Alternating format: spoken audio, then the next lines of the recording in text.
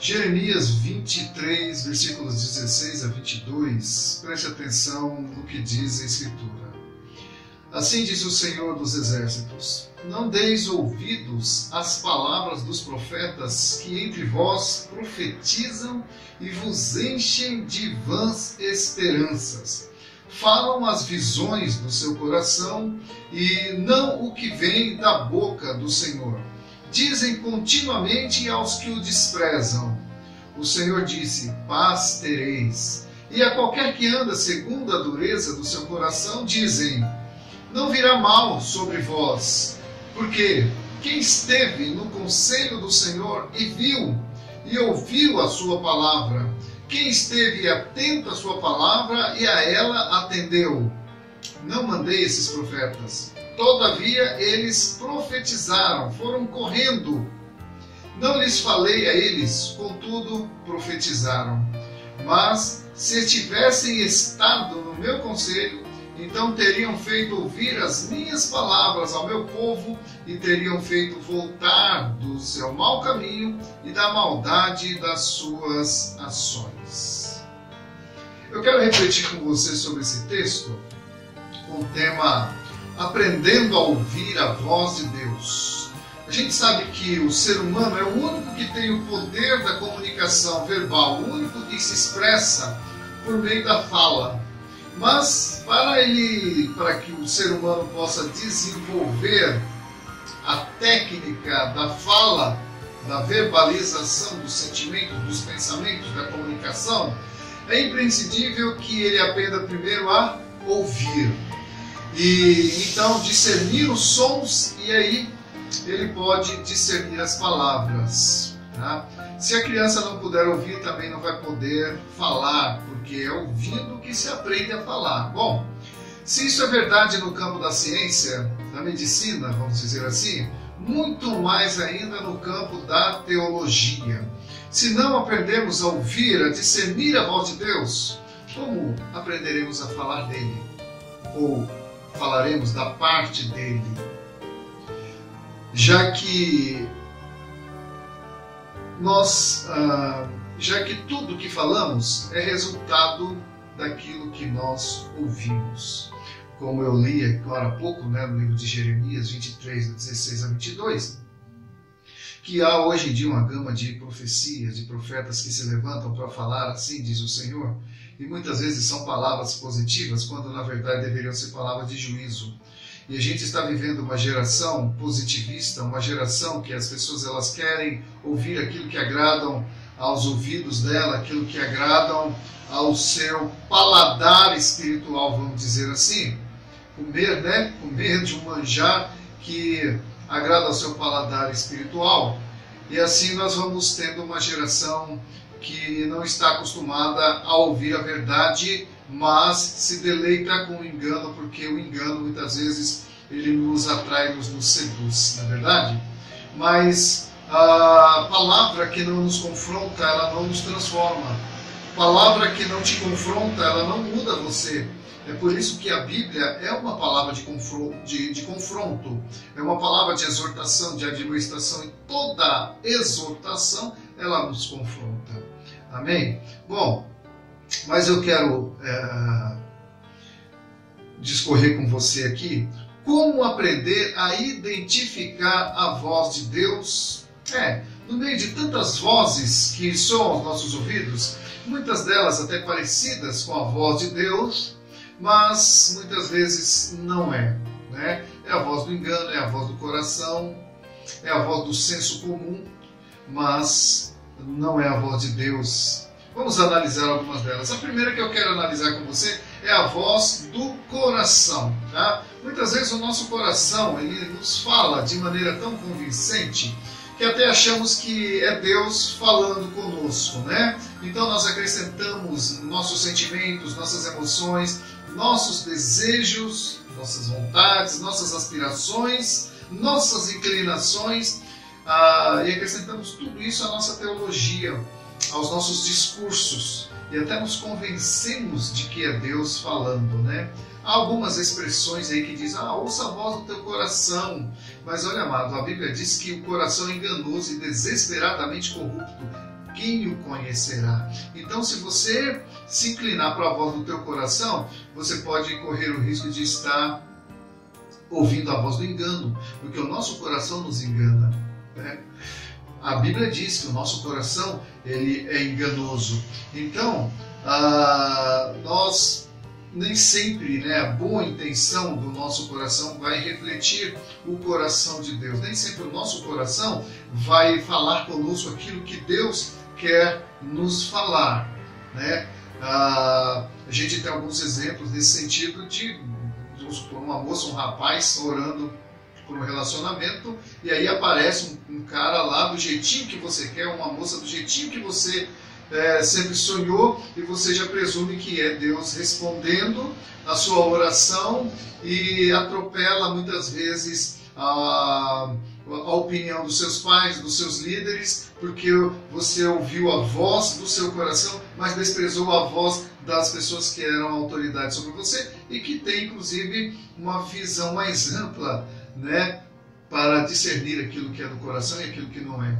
E muitas vezes a gente acaba achando que aquilo que vem do coração vem do coração de Deus. Nem sempre as coisas acontecem assim. Vamos ver aqui um exemplo bíblico. Saul, ele foi ordenado a destruir ali a nação de Amaleque, né, os amalequitas, e Deus havia dado uma ordem expressa que era para ele destruir tudo. Mas Saul, ele usou da boa intenção, ele pegou o melhor das ovelhas, ele poupou a vida do rei Agag, se eu não me engano, esse é o nome dele, e trouxe, e aí Deus falou para Samuel, Samuel, vai lá e diz para Saul que não foi isso que eu mandei ele fazer, né? E ele complicou a vida dele. E aí Samuel, ele vai até Saul, talvez você conheça a história, está lá em 1 Samuel capítulo 15, versículo 22, o versículo que eu vou fazer menção. E Samuel disse para Saul, Saul, tem porventura o Senhor tanto prazer em holocaustos e sacrifícios, quanto em que se obedeça às suas palavras? Eis que o obedecer é melhor do que o sacrificar, e o atender melhor do que a gordura de carneiros. Então, Saul, ele falou para Samuel antes disso, né, que ele tinha uma boa intenção, não, eu poupei o melhor do rebanho para ofertar ao Senhor e tal, aquela coisa, né, do coração, mas Samuel falou, não, mas o Senhor não mandou você fazer isso. E é isso, amado, que nós temos que levar em conta, é aquilo que o Senhor nos mandou fazer, não aquilo que o nosso coração quer fazer, né? Então, essa é a primeira voz que muitas vezes nós ouvimos e às vezes nós confundimos com a voz de Deus, porque a voz do coração muitas vezes fala mais alto, né? Mas tem ainda a voz da razão, a voz da consciência, aquela voz que é pautada na ciência, pautada na psicanálise, pautada na filosofia, nas estatísticas e nas tendências, na matemática e etc., né? Pautada na lógica, e isso tudo traz consigo um discurso humanitário, aquela coisa do politicamente correto, e a gente vai enveredando por essas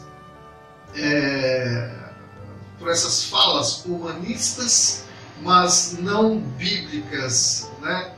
E nem tampouco vai refletir a voz de Deus ou aquilo que está no coração de Deus. Então a gente vê aí como a voz da razão, liberdade de expressão, irreverência, sensualidade, práticas homossexuais, divórcios, né? Se você não é feliz, você para, como se ser feliz ou não ser feliz fosse razão para terminar um casamento, né? Aliança baseada no que uma pessoa sente ou não é uma aliança baseada em um alicerce muito frágil. A aliança ela tem que ser baseada num compromisso e não num sentimento, né? Mas enfim, aí nós vemos assim os modismos também ditando as regras do comportamento, né? Outro dia eu estava falando num dos meus vídeos aqui do meu canal a respeito da tatuagem, né? Não se tatuagem é pecado ou não, mas quando ela vira moda dentro da igreja, então isso passa a ser um perigo, porque o mundo pratica isso. A igreja até então não se usava tatuagem, havia uma restrição,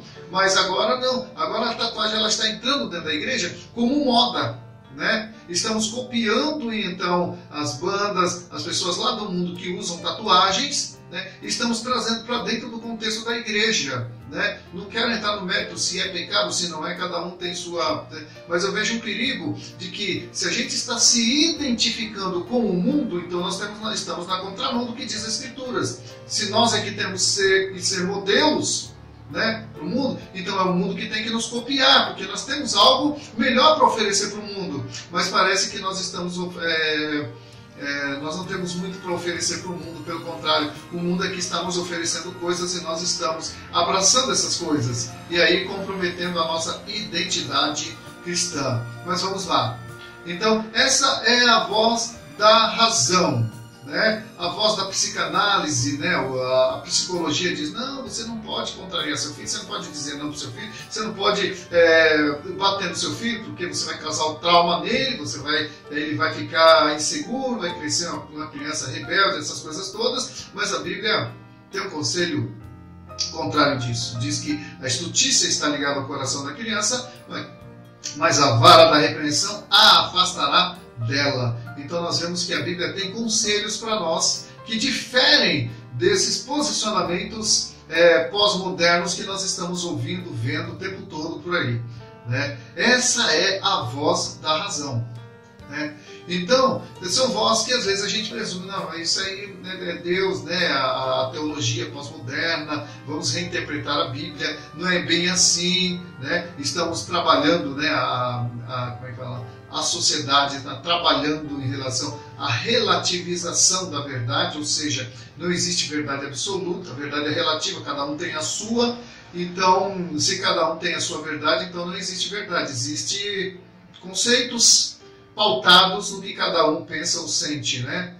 E isso traz uma confusão, porque a gente perde a referência do que seja a verdade, né? Nós temos que ter um referencial de verdade. E para nós cristãos, a verdade é a Bíblia. E todas as outras vertentes dessa verdade, elas têm que estar alinhadas com as Escrituras, com a palavra de Deus, que afinal foi Ele que criou todas as coisas. Então, é Ele Ele é o detentor da verdade absoluta. Aliás, se não for absoluta, não é verdade, é outra coisa, né? Porque toda verdade é absoluta. Bom, mas nós temos também uma outra voz, que é a voz do povo, a voz do povão. Já diz o ditado, né? A voz do povo é a voz de Deus. Bom, eu quero desmistificar isso. Porque nós vivemos numa sociedade democrática onde a voz do povo tem peso de decisão, né? A maioria que vence. Só que a maioria, você sabe, é massa de manobra de poucos, né? Então a gente tem que olhar isso com muito cuidado, tá? Essa coisa que a maioria ganha, não importa se a escolha foi certa ou foi errada, mas a maioria que ganha. Haja vista na situação política que nós vivemos hoje, né? As pessoas que estão lá, que não nos representam mais hoje, são justamente aquelas às quais nós voltamos, né? Nós colocamos essas pessoas lá e hoje elas não nos representam. Mas enfim, não quero falar de política. Então, o tema, o lema, né, da nossa sociedade hoje é que a voz do povo é a voz de Deus. Deus fala através do povo. Mas, amados, Sócrates já dizia, quando todo mundo está pensando a mesma coisa, é porque boa coisa não estão pensando, né? E nós vemos assim que a voz de Deus, na verdade, ela é vista, ela é ouvida por poucos e ela é propagada por poucos, porque a voz de Deus ela vai contra as tendências, a voz de Deus ela vai contra as nossas inclinações, a voz de Deus ela denuncia o pecado, a voz de Deus ela traz luz onde tem trevas, e onde a luz se faz presente, as trevas são denunciadas. E o Evangelho de João diz que os homens amaram mais as trevas do que a luz, porque eles podem se esconder nas trevas. Da luz ninguém se esconde, né?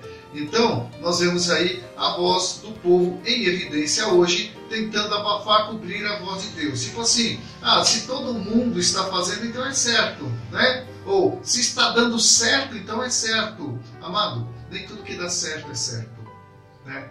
Nem tudo que dá certo é a coisa certa a fazer. E nem sempre o fato da maioria estar fazendo aquilo quer dizer que é correto, tá? Porque o próprio Jesus diz que a porta, o caminho que conduz a vida é estreito e o caminho que conduz à perdição é largo. Então por aí a gente tira, né, essa verdade. Mas a própria história nos mostra, né, que a maioria decide, via de regra, pelo erro. Você vai observar isso na questão dos 12 espias. 10 deles, os espias que foram espiar a terra de Canaã, 10 desses espias trouxeram um relatório negativo para o povo e desanimou o povo. O povo ouviu os 10 espias e o povo então derreteu o coração, começou a chorar e tal, e minou-se a esperança do povo. Apenas dois, Josué e Caleb, que trouxeram um discurso positivo da terra, lembrando que todos os 12 viram a mesma coisa, as mesmas coisas, andaram pelos mesmos lugares, mas 2 deles tiveram um posicionamento diferente. Se não fosse Deus, eles teriam sido apedrejados, porque a maioria ficou com o discurso da maioria dos 12, né? Eram 10 contra 2, mas Deus se colocou ao lado dos 2 e não dos outros 10. Deus, ele não se deixa conduzir pela maioria. Deus, ele tem a definição do seu pensamento, do seu conceito. Ele não é influenciado pela maioria. E eu acho que eu e você deveríamos fazer o mesmo, né? Se você estivesse lá naquela ocasião lá dos 12 espias, né? De que lado você ia ficar? De Josué e Caleb ou do lado dos 10 espias?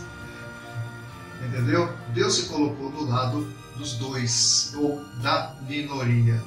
Amém? E nós vemos também, amados, que quando Jesus estava sendo julgado, Pilatos, então ele deixou para o povo julgar, deixou para o povo fazer, né, a sua escolha. Eles estavam para soltar Barrabás, né, e Jesus. Então Pilatos propôs: olha, quem vocês querem que eu solte?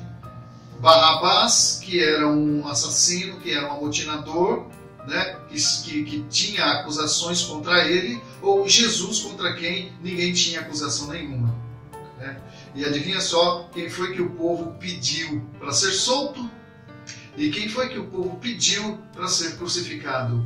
O justo, o inocente foi crucificado. Você entende, amado, como que o ser humano trabalha na contramão da vontade de Deus? E é por isso que a voz do povo jamais poderá configurar como voz de Deus. A voz de Deus, ela é dita por poucos. Mas por falar em voz de Deus, vamos lá. O que é a voz de Deus? Que é essa voz que nós temos que aprender a discernir. Bom, a voz de Deus não é muito popular no mundo onde impera o engano, a mentira, a corrupção, a irreverência, pois onde a voz de Deus é ouvida, as trevas são dissipadas, as enfermidades são curadas, famílias são restauradas, a verdade vem à tona, e, enfim, as coisas são colocadas em ordem, como foi na criação do mundo, onde a voz de Deus é ouvida. O texto base da nossa reflexão nos exorta a buscar o conselho do Senhor, porque é no conselho do Senhor que nós vamos ter a direção certa para as nossas vidas e para a vida daqueles que nós aconselhamos. Mas como buscar o conselho do Senhor? Amados, nós vivemos uma geração, hoje a geração de crentes, de cristãos, que está desacostumado de ler a Bíblia. Nós não estamos lendo a Bíblia mais como líamos antigamente. Nós temos que concorrer com uma série de outras tecnologias dentro do nosso dia a dia que limita demais o nosso tempo com Deus. Nós não temos tempo para oração, não temos tempo para meditar na palavra, mas temos tempo para gastar com conversas no WhatsApp, temos tempo para postar coisas no Facebook, né? Temos tempo para ficar jogando videogame e essas coisas todas, né? Para ver um filme no Netflix. Nós temos tempo para isso, né? Então a gente vê que a tecnologia, ela traz o mundo para dentro da nossa casa apenas num acionar de dedos.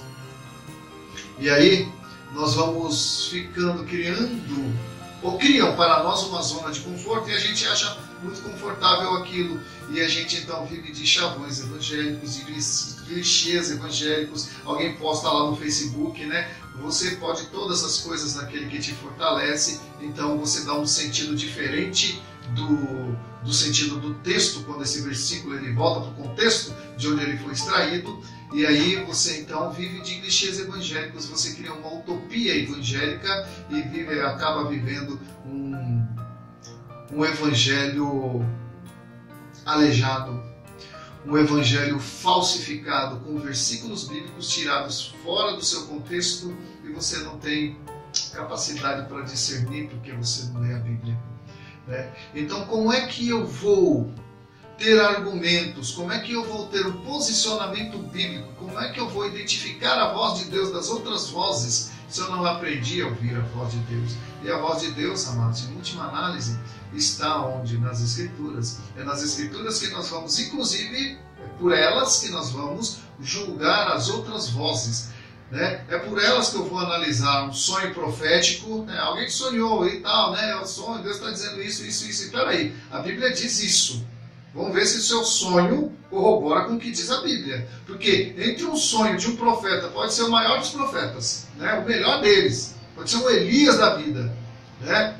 Se não tiver de acordo com as Escrituras, se contrariar as Escrituras, fique com as Escrituras, né? Porque a Escritura, ela é o crivo para a gente analisar profecias, para a gente analisar discursos, para a gente avaliar pregações, né?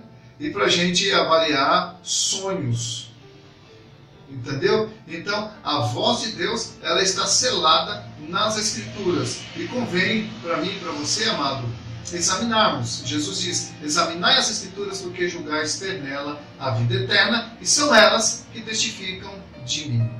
Amém? Então, as Escrituras mesmo, ela nos, conforme o texto que nós lemos no início, né, nos exortam a buscar o conselho do Senhor, ou seja, examinar as Escrituras, porque é lá que nós teremos a direção certa para as nossas vidas e para as vidas daqueles que precisam de uma orientação nossa.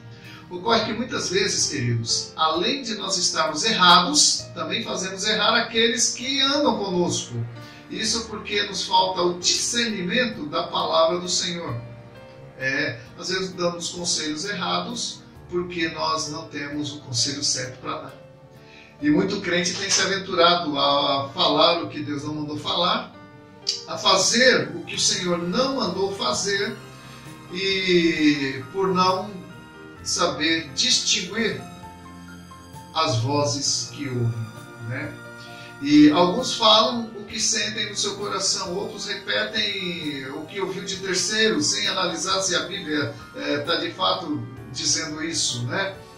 Então nós temos que fazer igual os crentes bereanos da época do apóstolo Paulo. Eles o que o apóstolo Paulo falava, eles iam, examinavam as Escrituras para ver se as coisas eram de fato como ele estava dizendo, tá?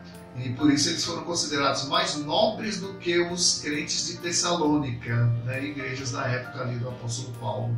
Bom, então, outros falam baseados numa interpretação equivocada das Escrituras, como eu já falei, da relativização da verdade bíblica, né? Então você inventa ali um contexto inventa uma interpretação, um trecho bíblico para justificar, vamos dizer assim, a arrecadação de dinheiro, para justificar uma unção estranha que aparece por aí. Como eu já vi alguns tipos de unções aí que eu fico pensando como Deus deve estar se sentindo com alguns tipos de procedimento de pastores, de crentes, e ainda usando textos bíblicos para isso, né? Ou porque não conhecem a palavra de Deus, ou porque estão sendo levianos mesmo, eles estão agindo de má fé. Conhecem a palavra, mas querem usar a palavra para manipular o povo, né? Então, e muitos, é claro, tem muitos que não fazem isso porque são pessoas más ou mal intencionadas, mas às vezes tem até boas intenções, mas por não conhecer as Escrituras acabam fazendo errar o povo, fazendo o povo errar, né? Era o que estava acontecendo na época de Jeremias, de onde eu extraí, né, aquele texto que eu vou ler novamente, tá? Então, amado, que tipo de conselho você tem ouvido? Que tipo de voz você tem ouvido? A voz de Deus? A voz do coração? A voz do povo? A voz da razão? Mas olha só o nosso texto, que eu quero ler de novo para encerrar. Assim diz o Senhor dos Exércitos: Não deis ouvidos às palavras dos profetas que entre vós profetizam e vos enchem de esperanças. Falam as visões do seu coração, não o que vem da boca do Senhor. Dizem continuamente aos que me desprezam: o Senhor disse, paz tereis. E a qualquer que anda na dureza do seu coração dizem: não virá o mal sobre vós. Porque quem esteve no conselho do Senhor e viu e ouviu a sua palavra? Quem esteve atento à sua palavra e a ela atendeu? Não mandei esses profetas, todavia foram correndo. Não lhes falei a eles, contudo profetizaram. Mas se tivessem estado no meu conselho, então teriam feito ouvir as minhas palavras ao meu povo e o teriam feito voltar do seu mau caminho e da maldade das suas ações. Amém? Que Deus te abençoe. Só lembrando, amado, que eu não sou contra a profecia. Eu creio que Deus usa homens de Deus, mulheres, profeticamente, mas nós temos que tomar muito cuidado, porque tem se levantado muitos falsos profetas nos nossos dias, e a única maneira de nós distinguir um do outro é examinando as Escrituras. Deus te abençoe. Assine no meu canal, tá? Compartilhe esse vídeo se ele foi edificante para você, tá? Deus abençoe você, a sua família, que seu ministério seja próspero e que você seja mais uma luz que vai impactar essa geração tão carente da verdadeira luz. Deus abençoe.